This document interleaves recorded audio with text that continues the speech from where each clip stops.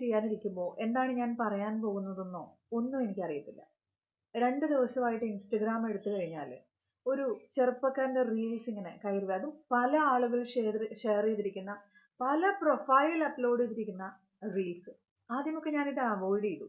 കാര്യം എന്ന് പറഞ്ഞാൽ ഞാൻ ഇൻസ്റ്റഗ്രാമിൽ ഏറ്റവും കൂടുതൽ സമയം ചിലവഴിക്കുന്നതും ഞാൻ കൂടുതൽ ഫോളോ ചെയ്യുന്നതും ബുട്ടീക്സ് ആണ്. എസ്പെഷ്യലി ഓണം ക്രിസ്മസ് സമയത്തൊക്കെ പുതിയ ഫാഷൻ ഡിസൈൻ, എന്തൊക്കെ മെറ്റീരിയൽസ്, ഇതൊക്കെ അറിയാൻ വേണ്ടിയിട്ടാണ് ഞാൻ സമയം മെനക്കെടുത്തി ഇൻസ്റ്റഗ്രാമിൽ സമയം ചിലവഴിക്കുന്നത്. അതുകൊണ്ട് തന്നെ ആയിരിക്കാം ഞാനിതങ്ങ് അവോയ്ഡ് ചെയ്ത് കളഞ്ഞു.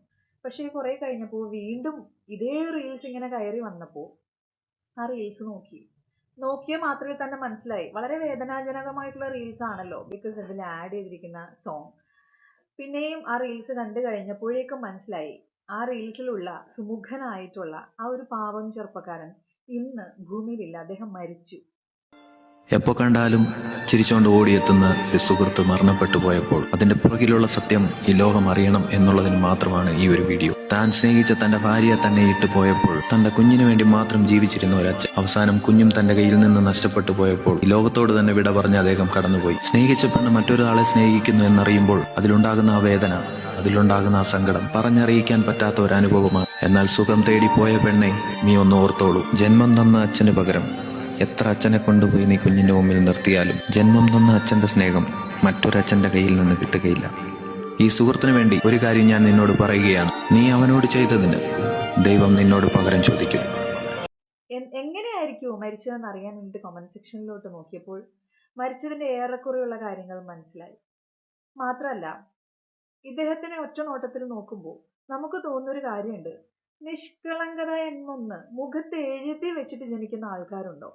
അങ്ങനെ വളരെ കുറച്ച് ആളുകളെ കാണാറുണ്ട്. അങ്ങനെ ഒരാളെ പോലെ ഇദ്ദേഹത്തിന്റെ മുഖം കണ്ടപ്പോൾ തോന്നി. വളരെ ശാന്തനായിട്ടുള്ള, വളരെ നിഷ്കളങ്കനായിട്ടുള്ള, അതിലേറെ ആർക്ക് ആ മുഖത്തേക്ക് നോക്കിയാലും ഭയങ്കര പോസിറ്റീവ് ആയിട്ടുള്ള എന്തോ, ഡിവൈൻ ആയിട്ടുള്ള എന്തോ ഒന്ന് കിട്ടത്തക്ക രീതിയിൽ വളരെ തേജസ്സുള്ളൊരു മുഖം. അദ്ദേഹം എന്തിനായിരിക്കുമോ ഇത് ചെയ്തതെന്ന് ഇങ്ങനെ ചിന്തിച്ചുകൊണ്ടാണ് കമന്റ് സെക്ഷനിലേക്ക് ചെന്നത്. അപ്പോൾ മനസ്സിലായി അദ്ദേഹം ഒരു മാന്യനായിട്ടുള്ളൊരു മനുഷ്യനും കൂടി ആയിരുന്നു. ബിക്കോസ് അതിൽ നാനാ ഭാഗത്ത് നിന്നുള്ള ആളുകൾ അദ്ദേഹത്തെ ഇങ്ങനെ പുകഴ്ത്തി, അദ്ദേഹം എങ്ങനെയായിരുന്നു, എന്തിനാ ചേട്ടാ ഇത് ചെയ്തത് എന്നുള്ള ചോദ്യങ്ങളൊക്കെ ഇങ്ങനെ കണ്ട് മനസ്സ് ഭയങ്കരമായിട്ട് വിറങ്ങലിച്ചു. സാധാരണ സോഷ്യൽ മീഡിയയിലൂടെയും മാധ്യമങ്ങളിലൂടെയും ഒക്കെ ചെറുപ്പക്കാരുടേതാണെങ്കിലും ഇനി അല്ലാത്തതാണെങ്കിലും ദുരൂഹമായിട്ടുള്ള മരണങ്ങളൊക്കെ ആണെങ്കിലും കാണാറുണ്ട്. പക്ഷെ കുറച്ച് മണിക്കൂറുകൾ കഴിയുമ്പോൾ അതൊക്കെ മറന്ന് നമ്മൾ നമ്മുടെ ജോലിയിലേക്ക് മുഴുകാറാ പതിവ്. പക്ഷെ എന്താണെന്നറിയില്ല, ഈ 2 ദിവസവും ഇങ്ങനൊരു ഭാരമുള്ള കല്ല് തലയ്ക്ക് മുകളിൽ ഇരിക്കുന്നത് പോലെയുള്ളൊരു വേദന. ആ കമന്റ് സെക്ഷനിൽ നിന്നും അദ്ദേഹം മരിച്ചതിന്റെ, ആത്മഹത്യ ചെയ്തതിന്റെ കാര്യം എന്തെന്ന് നമുക്ക് മനസ്സിലാകും. 8-9 വർഷമായിട്ടുണ്ടാവും അദ്ദേഹം വിവാഹിതനായിട്ട്. വിവാഹം ചെയ്ത തന്റെ പ്രിയതമ്മ ജോലി കാര്യങ്ങൾക്കും മറ്റുമായി മറ്റൊരു രാജ്യത്തേക്ക് പോകുന്നു, ദുബായ് മറ്റോ ആണെന്ന് തോന്നുന്നു. അവിടെ എത്തിയതിനു ശേഷം ഈ ഭാര്യ അവർക്ക് ഇഷ്ടമുള്ള ഒരു ബന്ധത്തിലേക്ക്, അവർക്ക് മറ്റൊരാളെ ഇഷ്ടമാകുന്നു, അവർ അതിനനുസരിച്ച് അവിടെ ജീവിക്കുന്നു. അതിനുശേഷം അവർ ഡിവോഴ്സ് കേസ് ഫയൽ ചെയ്യുന്നു. അപ്പോൾ ഈ ഭാര്യയ്ക്കും ഈ മരിച്ചുപോയ ഇദ്ദേഹത്തിനും ഒരു മകനുണ്ടായിരുന്നു. അവന് 8 വയസ്സ് പ്രായമുണ്ട്. ഈ ഭാര്യ ദുബായ് പോയ സമയത്തൊക്കെ അവൻ ജനിച്ച സമയം മുതൽ ഈ അച്ഛനാണ് അവനെ നോക്കുന്നത്. ഈ കോഴിക്കുഞ്ഞുങ്ങളെ ചിറകിൻ്റെ അടിയിൽ ഒളിപ്പിച്ച് സംരക്ഷിച്ച് വളർത്തില്ലേ, അതുപോലെ ഇദ്ദേഹം ഈ കുഞ്ഞിനെ നോക്കി വളർത്തി. പക്ഷേ നിയമം എപ്പോഴും ഇതൊന്നും കാണണമെന്നില്ലല്ലോ. ഈ റീൽസൊക്കെ കണ്ടു കഴിഞ്ഞപ്പോൾ ഞാനിങ്ങനെ ആലോചിക്കുകയായിരുന്നു, ആ കോടതി എന്തുകൊണ്ട് ഈ അച്ഛനെ കണ്ടില്ല? എങ്ങനെ കാണാനല്ലേ? നിയമത്തിൽ എഴുതി വെച്ചിട്ടുണ്ടാകും അല്ലേ, അമ്മയ്ക്കാണ് കുഞ്ഞുങ്ങളുടെ അവകാശം. അല്ലാതെയും വരുന്ന പല കേസുമുണ്ട്. പക്ഷെ ഈ ഒരു കാര്യത്തിലും ആ ഒരു സ്റ്റീരിയോ ടൈപ്പ് ആയിപ്പോയി. ഈ അച്ഛനെ ആരും കണ്ടില്ല. 8 വർഷം അവന് വേണ്ടി ജീവിച്ച അച്ഛനെ ആരും കണ്ടില്ല. അങ്ങനെ ഈ അമ്മയ്ക്ക് അവൻ്റെ അവകാശം കൊടുക്കുന്നു. ഈ അമ്മ ഈ കുഞ്ഞിനെ ദുബായിലേക്ക് കൊണ്ടുപോകുന്നു. ഈ കുഞ്ഞു പോയി ഏതാനും ദിവസങ്ങൾക്ക് ശേഷം ഇദ്ദേഹം ആത്മഹത്യ ചെയ്യുക ചെയ്തത്. ഈ ഒരു സംഭവം കേട്ട് കഴിഞ്ഞപ്പോൾ ഉണ്ടായ ഒരു വിങ്ങൽ, ഒരു സങ്കടം, അതിലേറെ എൻ്റെ ചിന്തകളെയൊക്കെ മാറ്റിമറിച്ചൊരു സംഭവമായിട്ട് ഞാൻ പറഞ്ഞല്ലോ. ഒരിക്കൽ പോലും നമ്മൾ കണ്ടിട്ടില്ല. ആ കമന്റ് സെക്ഷനിലൊക്കെ കാണാൻ സാധിക്കും. ഒരിക്കൽ പോലും കാണാത്ത ആളുകളും കൂടി എന്തിനാ മോനെ ഇത് ചെയ്ത്, അമ്മമാരൊക്കെയാണെന്ന് തോന്നുന്നു, എന്തിനാ ചേട്ടാ ഇത് ചെയ്തത് എന്നുള്ളത്. ഒരിക്കൽ പോലും കാണാത്ത ആളുകൾക്ക് അത്രയേറെ ഒരു അടുപ്പം ആ വ്യക്തിയോട് മരിച്ചിട്ടും തോന്നി. എന്നിട്ടും ഒരു 5-6 വർഷമെങ്കിലും കൂടെ ജീവിച്ച സ്ത്രീയെ, ഭാര്യ എന്ന് പറയുന്ന ആ സ്ത്രീക്ക് മനസ്സിലായില്ലേ അതായത് ഭാര്യ ഇട്ടിട്ട് പോയപ്പോൾ അദ്ദേഹം പിടിച്ചു നിന്നത് ഈ മകനുണ്ടെന്ന് വിചാരിച്ചിട്ടായിരിക്കും. ആ മകൻ പോയി കഴിഞ്ഞാൽ, ആ മകൻ ഈ അച്ഛനെ വിട്ട് പോയി കഴിഞ്ഞാൽ അദ്ദേഹം മരിക്കുമെന്ന് ഈ ലോകത്ത് മറ്റാരെക്കാളും ആ ഭാര്യയ്ക്ക് അറിയാവുന്ന കാണുമല്ലോ അല്ലേ. എന്നിട്ടും എന്തിനായിരിക്കും ആ മകനെ കൊണ്ടുവരും? മകനല്ലേ, അച്ഛൻ്റെ കൂടെ അങ്ങ് വളരുമായിരുന്നു. രണ്ടാം അച്ഛൻ്റെ അടുത്തേക്കായിരിക്കും ഭാര്യ കൊണ്ടുപോയതല്ലേ. അതായത് ഈ അച്ഛൻ്റെ സ്ഥാനത്തേക്ക് മറ്റൊരാളെ കാണിക്കുക. എല്ലാവരും പറയാറുണ്ട്, ഇനി അച്ഛൻ്റെ സ്ഥാനത്ത് നീയാ, അല്ലെങ്കിൽ അമ്മയുടെ സ്ഥാനത്ത് നീയാ, അല്ലെങ്കിൽ കുഞ്ഞുങ്ങളോട് പറയും, ദേ നിന്റെ അമ്മയുടെ സ്ഥാനത്ത് ഇത്, അല്ലെങ്കിൽ അച്ഛൻ്റെ സ്ഥാനത്ത് അച്ഛനെ വിളിക്കണം. ഈ സ്ഥാനം കൊടുക്കുമ്പോൾ അല്ലെങ്കിൽ ഇത്തരത്തിലുള്ള ഡയലോഗ് സ്റ്റേറ്റ്മെന്റ് പറയുമ്പോൾ ആരും ഓർക്കുന്നില്ല. ഒരാളില്ലാത്ത സ്ഥാനത്തേക്ക് എങ്ങനെ ഒരാൾക്ക് ഇരിക്കാൻ പറ്റും? ഒരാളുണ്ടെങ്കിലല്ലേ ആ ഒരു സ്ഥാനമുള്ളൂ. ഇദ്ദേഹമാണ് അച്ഛൻ, അദ്ദേഹം മരിച്ചു, ഇനി അങ്ങനെ ഒരു സ്ഥാനമില്ല.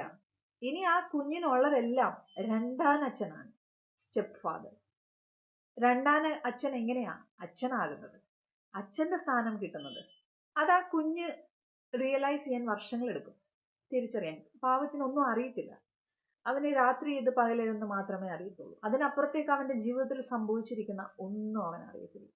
ആ കുഞ്ഞിന് ആരെയാ നഷ്ടപ്പെടുത്തിയിരിക്കുന്നത്, അതിൻ്റെ വാല്യൂ പോലും അവന് മനസ്സിലാകത്തില്ല. ആ നഷ്ടപ്പെടുത്തിയ ആളുടെ അടുത്തേക്കാണ് ഇനി അവൻ ജീവിക്കാൻ പോകുന്നതെന്നും അവന് തിരിച്ചറിയത്തില്ല. എന്നെ ഏറ്റവും കൂടുതൽ സങ്കടപ്പെടുത്തിയൊരു കാര്യം, ഞാൻ വളർന്നൊരു ചുറ്റുപാടെന്ന് പറഞ്ഞാൽ ഇങ്ങനെ ഫെമിനിസം എന്നൊരു സംഭവം ഒന്നും വളരെ പരിചയമില്ലാത്ത ചുറ്റുപാടാണ്. അതുകൊണ്ട് തന്നെ പുരുഷന്മാർ ഈ ഫെമിനിസ്റ്റ് അല്ലെങ്കിൽ ഫെമിനിസം ചിന്താഗതികളൊക്കെ ആയിട്ട് നമ്മൾ ജനിച്ചു വളർന്ന കുടുംബത്തിൽ ചുറ്റുപാടിലൊക്കെ ചെന്ന് കഴിഞ്ഞാൽ അവർക്ക് പെട്ടെന്ന് അങ്ങോട്ട് ഡൈജസ്റ്റ് ആകത്തൊന്നുമില്ല. അതുകൊണ്ട് തന്നെ ഞാൻ എപ്പോഴും വിചാരിച്ചിരിക്കുന്നത് പുരുഷന്മാർക്ക് ഭയങ്കര ധൈര്യമാണ്, അവർ ഏത് പ്രതിസന്ധികളെ ഓവർകം ചെയ്യും. നമ്മുടെ ഫാമിലിയിലുമുണ്ട്, പക്ഷേ കുടുംബവുമായിട്ട് വളരെയധികം അറ്റാച്ച് ചെയ്തിരിക്കുന്ന പുരുഷന്മാരെയാണ് നമ്മളൊക്കെ കാണുന്നത് അല്ലേ. എല്ലാവരും എല്ലാ പ്രതിസന്ധികളും അതിജീവിക്കും, നമുക്ക് എന്തെങ്കിലും പ്രശ്നങ്ങൾ വന്നാൽ ഇവരുണ്ടാകും എന്നുള്ള ചിന്താഗതിയോടൊക്കെയാണ് ഞാൻ ജീവിച്ചതും. പല പുരുഷന്മാരുടെ വാർത്തകൾ കണ്ടിട്ടുമുണ്ട്, ആത്മഹത്യ ചെയ്ത് എത്രയോ വാർത്തകൾ നമ്മൾ കാണാറുണ്ട് അല്ലേ. പക്ഷെ ഇതെന്തോ ഭയങ്കര വേദനയായിപ്പോയി. കാരണം ഭാര്യ പോയപ്പോൾ അദ്ദേഹം പിടിച്ചു നിന്നു. വേദനയുണ്ടാവും, ഒരു പുരുഷന്റെ ഭാര്യ, അവൻ ആ സ്ത്രീയെ അത്രയേറെ വിശ്വസിച്ച് സ്നേഹിക്കുന്നത് കൊണ്ടാണല്ലോ, നിനക്ക് ഇഷ്ടപ്പെട്ട ജോലി ചെയ്യാൻ നീ ദുബായിലേക്ക് പോകൂ. അവിടെ വിശ്വാസം എന്നൊരു വാക്ക് കൊണ്ടുവരണമെന്നൊന്നും എനിക്കറിയത്തില്ല. എങ്കിൽ പോലും ഒരു സാധാരണ ഗ്രാമത്തിൽ ജീവിക്കുന്ന കുമിളിയോ മറ്റോ ആണ് ഇദ്ദേഹത്തിന്റെ വീട്.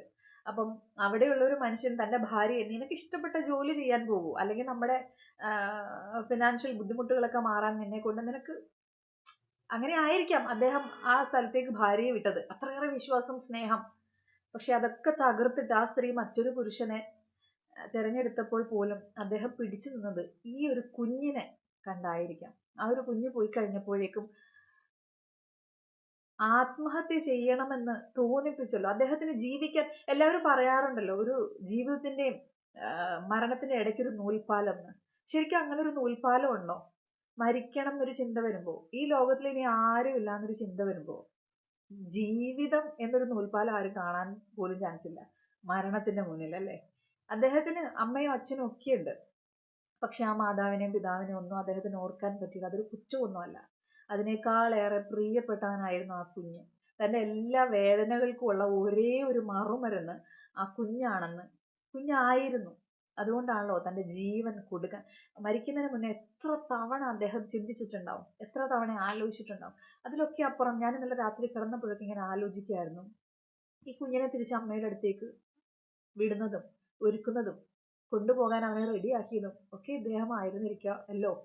എന്നിട്ടും 2-3 ദിവസം അദ്ദേഹം ജീവിച്ചു, മാക്സിമം ജീവിക്കാൻ ശ്രമിച്ചിട്ടുണ്ടാവും. ഒട്ടും പറ്റുന്നില്ല എന്നറിഞ്ഞപ്പോൾ മരിച്ചതായിരിക്കാം. എന്താണെങ്കിലും, പുരുഷനാണെങ്കിലും സ്ത്രീ ആണെങ്കിലും, മരിക്കണമെന്ന് നിങ്ങൾക്ക് ചിന്ത വരുമ്പോൾ ആ ചിന്തയെ എങ്ങനെ മാറ്റാൻ പറ്റും എന്നൊന്നും അറിയില്ല. പക്ഷെ എന്ത് പ്രശ്നങ്ങളാണെങ്കിലും നിങ്ങൾക്കതിനെ ഓവർകം ചെയ്യാൻ പറ്റും. ഒരു പാർട്ട്ണർ പോയി കഴിഞ്ഞാൽ പകരം ഒരു പാർട്ട്ണർ വന്നാലേ ആ പ്രശ്നത്തിൽ നിന്നും നിങ്ങൾക്ക് ഓവർകം ചെയ്യാൻ പറ്റത്തുള്ളൂ എന്നൊരു ചിന്ത എപ്പോഴും നിങ്ങളൊരു അബദ്ധത്തിലായിരിക്കും കൊണ്ട് ചാടിക്കുന്നത്. അതിനൊക്കെ അപ്പുറത്തേക്ക് ഈ യൂണിവേഴ്സിൽ ഒരുപാട് റെമഡീസ് ഉണ്ട്. നമ്മൾക്കുള്ള എല്ലാ പ്രശ്നങ്ങളുടെയും, ഒരു മനുഷ്യൻ ജനിക്കുന്നതോട് കൂടി അവൻ്റെ പ്രശ്നങ്ങൾക്കും അതിനുള്ള പരിഹാരവും ഒക്കെ ഈ പ്രപഞ്ചത്തിൽ തന്നെ ഉണ്ട്, അല്ലെങ്കിൽ അവനോടൊപ്പം അതും ഉണ്ടാകുന്നുണ്ട്. അവൻ്റെ ഹാപ്പിനെസ്സും അവൻ്റെ ദുഃഖകരമായിട്ടുള്ള എല്ലാം ഈ പ്രപഞ്ചത്തിൽ തന്നെ ഉള്ളതാണ്. അപ്പം അങ്ങനെ ഒരു ചിന്തയെങ്കിലും എല്ലാവരിലേക്കും കൊണ്ടുവരണം. മരണം എന്നുള്ളത് ഇപ്പം നഷ്ടപ്പെട്ടപ്പോൾ ആ അച്ഛനും അമ്മയ്ക്കും നഷ്ടപ്പെട്ടു എന്ന് പറയാൻ പറ്റില്ല. കാരണം മരിച്ച ആൾക്ക് ഏറ്റവും ഇമ്പോർട്ടൻ്റ് ആയിട്ട് തോന്നിയത് കുടുംബജീവിതവും മകനും ഒക്കെ ആയിരുന്നു. അപ്പോൾ എന്നെ അത്ഭുതപ്പെടുത്തിയത് ഈ കണ്ട എനിക്ക് ഇത്രയും ഭാരം ആ കമൻറ്റ് സെക്ഷനിലുള്ള ഓരോ ആളുകളും ആരും കണ്ടിട്ടൊന്നുമില്ല പുള്ളിയെ, പക്ഷെ ഇത്രമാത്രം നിഷ്കളങ്കത്വവും ഭയങ്കര ഒരു പോസിറ്റിവിറ്റിയും, ഒരു പാവം മനുഷ്യൻ. എനിക്ക് തോന്നുന്നു ആ ബസ്സിൽ യാത്ര ചെയ്യുന്ന കുട്ടികളൊക്കെ എടുത്ത വീഡിയോ ആയിരിക്കാം. അപ്പോൾ അത്രയേറെ വിഷമങ്ങൾ ഉള്ളിലുണ്ടായിട്ടും ഏതോ കുട്ടികൾ വീഡിയോ ഇങ്ങനെ എടുത്തപ്പം ആ വീഡിയോയിലേക്ക് നോക്കി ചിരിക്കുന്നതും അത്രയും വേദനകൾ മറന്നിട്ട് മറ്റൊരാൾ വീഡിയോ എടുക്കുമ്പം വേണ്ട എന്ന് വേണമെങ്കിൽ പറയാമല്ലേ, അതൊന്നും പറയാതെ പുള്ളി ഇങ്ങനെ ചിരിച്ചുകൊണ്ടുള്ള എത്ര വീഡിയോസ്. ഞാൻ ആ വീഡിയോ ഇവിടെ എവിടെയെങ്കിലും അറ്റാച്ച് ചെയ്ത് ഇടാം. അപ്പോൾ ഒരുപാട് പ്രശ്നങ്ങളും പ്രതിസന്ധികളും ഒക്കെ നമുക്കുണ്ടാവും. ചിലപ്പോൾ വളരെയേറെ പ്രിയപ്പെട്ട ആളുകൾ നഷ്ടപ്പെട്ട മാതിരി. പക്ഷെ മരണം